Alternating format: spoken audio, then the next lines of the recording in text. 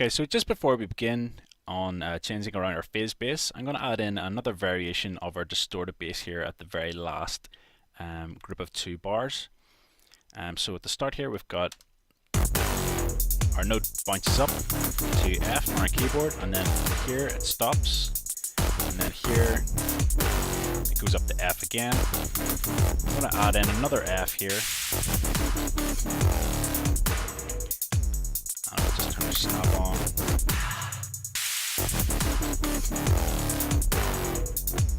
And I'm just going to go in and change the automation on this.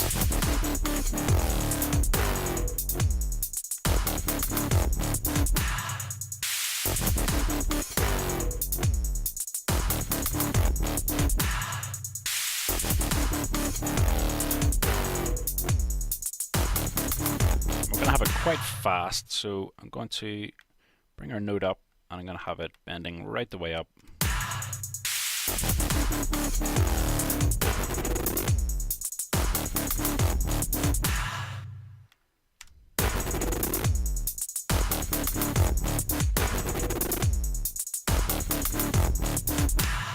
So we'll leave it like that, and if we just zoom out again, we can actually just copy that down onto our phase bass as well.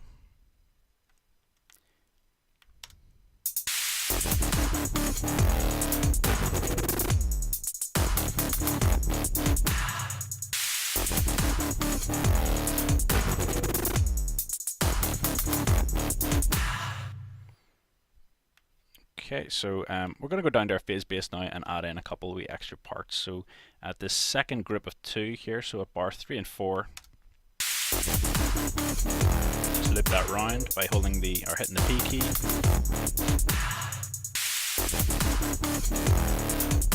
And if we just add in some more notes, so I'm just going to set this to an 8th.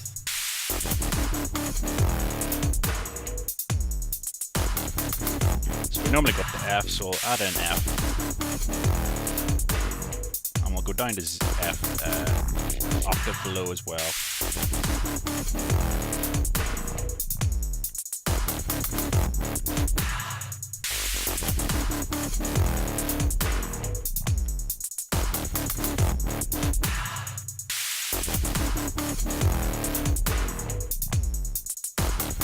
So that sounds good there.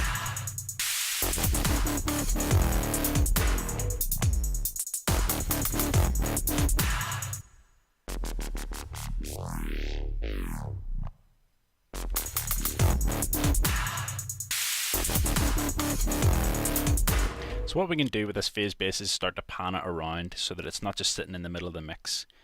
So if we actually just change this to our linked panner, and we can hit, sorry, not our linked panner, we'll choose one of the standard panners and hit our R button. We can just add in an automation point and start to move these around. So I'm going to zoom in. I'm going to start on part 1 to begin with, so our first 2 bars.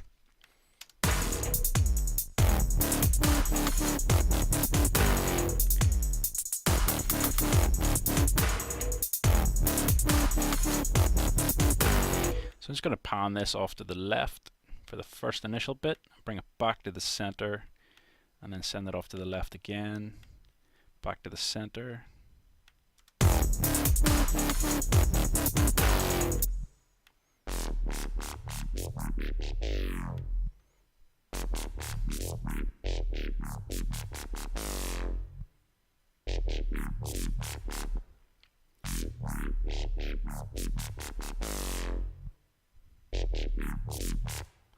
So you can obviously play around with this and send it to wherever you want. I'm just going to randomly push this around. So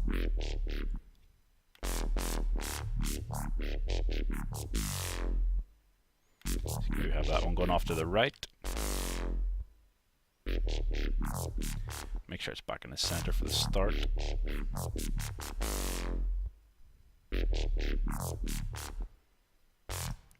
Bring it back to the center again, and then if we move on to the next one, we can move this one around as well. So we'll just pick a random point and start to move it around. So we've got some movement here, just where we put those extra notes in. So we could have maybe this going off to the right, and then back to the left even, right across that bend, and then back to the center.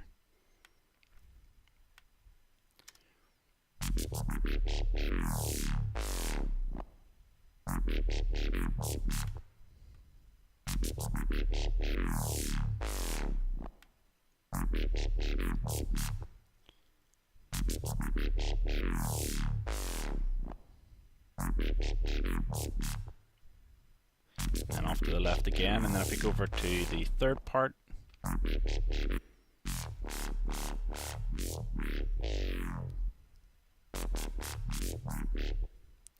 bring this back to the center. Maybe go right off to the left. Maybe go right off to the right then.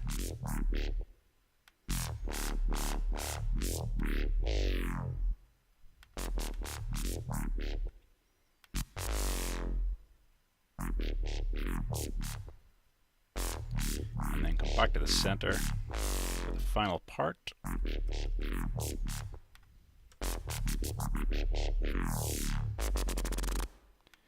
That part there, we could go down to the right and then back to the left. Back to the center.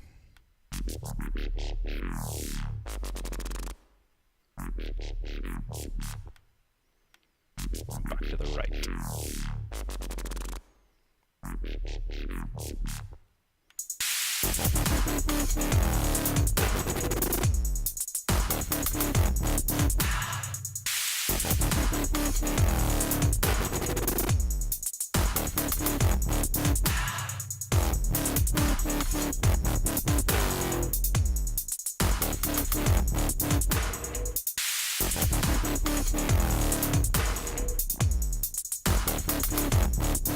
Just at that part there, we could actually increase the volume of the track as it's just a wee bit quiet.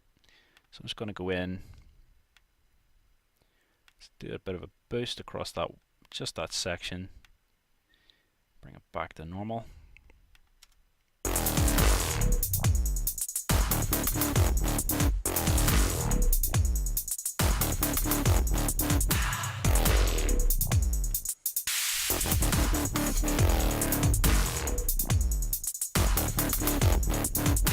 Just to add a bit of presence just to that one wee part.